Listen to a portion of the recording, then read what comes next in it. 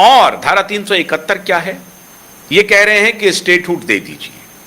अब लद्दाख की जो टोटल सीमा है वो 56,000 वर्ग किलोमीटर के आसपास है, 59,000 वर्ग किलोमीटर के आसपास पूरे लद्दाख की सीमा।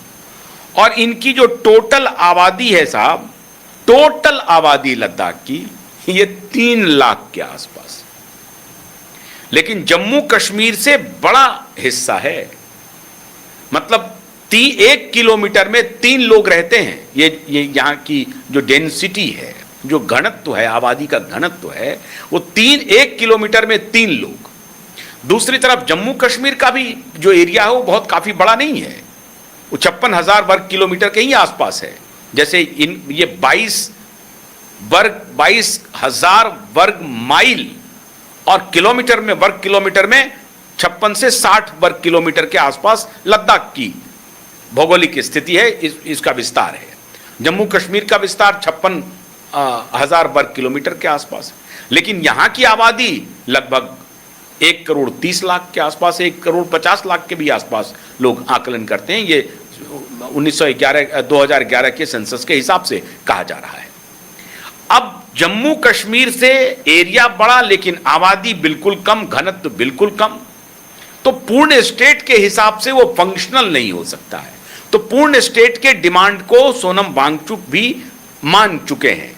सरकार ने कहा कि आप बेकार में पूर्ण स्टेट लेके क्या करेंगे, 1.25 लाख की आबादी है, इसमें पूर्ण स्टेट क्या होगा, जो आर्थिक रूप से वो इतना सक्षम ही नहीं हो सकता है, तो स्टेट लेकर के और खर्चा बढ़ाएंगे आप। तो ठीक है, पूर्ण स्टेट की बात से वो हट गए हैं। अब संविधान की 6ठी अनुसूची में डालने की बात हो रही है। अब 6ठी अनुसूची क्या है, 6ठी अनुसूची में कितने राज्य हैं? 6ठी अनुसूची में 4 राज्य हैं ऑलरेडी। उसमें मिजोरम है, आसाम है, मेघालय है, ये सारे राज्य 6ठी अनुसूची में हैं। अब 6ठी अनुसूची का मतलब क्या है कि 6ठी अनुसूची में वो राज्य हैं जहां की, वहां की जो शेड्यूल ट्राइब्स है, वहां की जो आबादी है, जो शेड्यूल ट्राइब्स की जो आबादी है, उनके लिए अलग से एक बोर्ड बना हुआ है जो उनके हिसाब से कायदे कानून नियम बनाती है और उसको, उनको स्वायत्तता मिली हुई है। अब ये पूरी तरह से स्वतंत्र है, उस पर किसी का जबरदस्ती नहीं चलेगा। एक और अनुसूची है संविधान की 5वीं अनुसूची। उस अनुसूची में देश के 10 राज्य हैं, उसमें गुजरात है, हिमाचल प्रदेश है, आंध्र प्रदेश है, तो कुल मिलाकर के 10 राज्य हैं। अगर आप चाहते हैं उस पूरे स्टेट का आंकड़ा पढ़ने का, तो वो मैं आपको वो स्टेट भी बताता हूं कि ये 10 राज्य कौन हैं। ये 10 राज्य हैं जो 5वीं अनुसूची में शामिल हैं। उसमें जो हैं वो छत्तीसगढ़, गुजरात, हिमाचल प्रदेश, झारखंड, मध्य प्रदेश, महाराष्ट्र, उड़ीसा, राजस्थान, आंध्र प्रदेश, तेलंगाना, ये 10 राज्य हैं। लेकिन यहाँ जो ट्राइबल आबादी है उसके लिए कोई अलग से बोर्ड नहीं है कि, और वो उनको स्वायत्त है, उनको सर्वाधिकार प्राप्त है अपनी पॉलिसी बनाने के लिए, उनकी संस्कृति की रक्षा के लिए वो कोई भी नीति बना सकते हैं, ये नहीं है। लेकिन उनको एक विशेष दर्जा जरूर मिला हुआ है, लेकिन इतने भी स्वायत्त नहीं हैं जितने स्वायत्त की 6ठी अनुसूची में आने वाले जो स्टेट हैं वो हैं। अब 6ठी अनुसूची में कितने स्टेट हैं? जो 4 ही स्टेट हैं जो मैंने आपको बताया, पूर्वोत्तर असम, मेघालय, त्रिपुरा और मिजोरम। तो ये 6ठी अनुसूची में लद्दाख को भी डालने की डिमांड कर रहे हैं।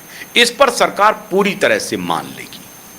उनकी एक और डिमांड है, लद्दाख में अभी लोकसभा की 1 ही सीट है, जम्मू कश्मीर में लोकसभा की 4 सीट है, जम्मू कश्मीर से राज्यसभा की सीट भी है, लेकिन जम्मू कश्मीर में लोकसभा की 5 सीटें हैं, जिसमें 2 सीटें, 2 एनसी के पास है, 2 बीजेपी के पास है, 1 इंडिपेंडेंट है, 5 सीटें हैं। लेकिन लद्दाख में लोकसभा की 1 सीट है, 2 जिले हैं, एक कारगिल है और एक लेह है। तो अब इन सबको मिलाकर के इनकी डिमांड है कि 2 कम से कम लोकसभा की कॉन्स्टिट्यूएंसी बन जाए और एक 6ठी अनुसूची में लद्दाख को डाल दिया जाए। यही उनकी डिमांड है। मोदी और शाह ने कहा कि भाई इससे बहुत आगे देंगे, क्यों चिंता करते हैं आप। अब एक वहां से बीजेपी के उम्मीदवार जीते हुए जो लोकसभा के सांसद हैं, बड़े यंग डायनामिक हैं। अब आप दो लोकसभा की अगर सीट बनाते हैं तो एक तो 1.25 लाख की टोटल आबादी है, लेकिन दूरी के हिसाब से वो फिजिबल नहीं है। इसलिए हो सकता है कि दूरी को लेकर के डिमांड मान ली जाए, आबादी कम ही हो लेकिन डिमांड मान ली जाए। ऐसा हो सकता है कि 2 लोकसभा के सीट वहां पर अनाउंस हो जाए, भले ही संख्या। और वैसे भी अभी जो नया आ रहा है परिसीमन वाला, उसमें निश्चित रूप से हर स्टेट को 50% डिमांड हो रही है, तो इन इलाके में 50% ऑलरेडी हमको लगता है कि बढ़ जाएगा। तो ये भी डिमांड उनकी मान ली जाएगी। और छठी अनुसूची की जो बात हो रही है, वो छठी अनुसूची में डालने के लिए भी बात हो रही है। दूसरी कहानी जो बोन ऑफ कंटेंशन वो ये है कि बहुत सारे कॉरपोरेट लद्दाख पहुंच रहे हैं और वहां माइनिंग का खेल शुरू हो रहा है, उसके खिलाफ हैं। ये कह रहे हैं कि देखिए यहां सब बाहर के लोग आएंगे और यहां का जो मिनरल्स है ये माइनिंग करके सारा लूट के चले जाएंगे और फिर हम लोग गरीब के गरीब रह जाएंगे। सरकार ने आश्वस्त किया है ऐसा कुछ भी नहीं होगा। लद्दाख की पूरी जो आबादी है, उनकी सुरक्षा, संरक्षा, समृद्धि, इस पर सरकार पूरी तरह से मुस्तैद रहेगी। ये अंदर खाने ये डील हो गई है। अनुसूची में डालते हैं या नहीं डालते हैं, लेकिन लोकसभा की सीट बढ़ाने के मामले में तो बात जरूर बन जाएगी। अब सोनम वांगचुक की ये बहुत लंबी डिमांड रही है। वो छात्रों की डिमांड से क्लब कर गया एजुकेशन को लेकर के। 2023 में ऑलरेडी सोनम वांगचुक मिल चुके हैं राष्ट्रीय एजुकेशन पॉलिसी को लेकर के। उसमें हो सकता है कि सोनम वांगचुक की सेवा ली जाए। और जब अभी नंदन नीलकेनी से ले रहे हैं, जो जिसको कभी मनमोहन सिंह ने अपने साथ जोड़ा था और अभी बाद में मोदी जी ने भी जोड़ा, फिर नंदन नीलकेनी जी को जोड़ लिया गया है, तो ये उम्मीद की जा रही है कि सोनम वांगचुक जी को भी आगे किसी न किसी बड़ी भूमिका में जोड़ी जा सकती है। पूर्ण राज्य हो जाता तो मुख्यमंत्री बना दिए जाते, ऐसा भी हो सकता है। भारतीय जनता पार्टी में ना भी आते, लेकिन भारतीय जनता पार्टी के समर्थन से हो सकता था। लेकिन उनको कोई ना कोई संवैधानिक स्थिति जरूर उनके साथ होगी, संवैधानिक पद उनको जरूर मिल जाने की संभावना प्रतीत हो रही है। क्यों? क्योंकि विचारधारा एक है और वो विचारधारा आपने उनकी पत्नी के मुखारबिन से खुद सुन लिया। इसलिए ये डफली गैंग, इसलिए ये केजरीवाल गैंग उनसे दूरी बना रहे थे। काम उनसे करा लिया लेकिन दूरी बनाने लगे, क्योंकि उनकी आइडियोलॉजी को वो सूट नहीं कर रहा है, उनका जो प्रपंच है उसको सूट नहीं कर रहा है, तो प्रपंच के खिलाफ वो खड़े हो गए हैं।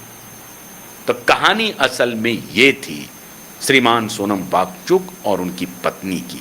अच्छा है वो देश के लिए अच्छे हैं और भारतीय जनता पार्टी की सरकार के साथ मिलकर के लद्दाख एक बहुत ही सेंसिटिव हमारा बॉर्डर इलाका है, इसलिए हमें संभल करके कदम उठाने पड़ेंगे। बाकी उनकी पत्नी और सोनम वांगचुक जी ने डफली गैंग को फुली एक्सपोज कर दिया। बहुत बहुत शुक्रिया, नमस्कार।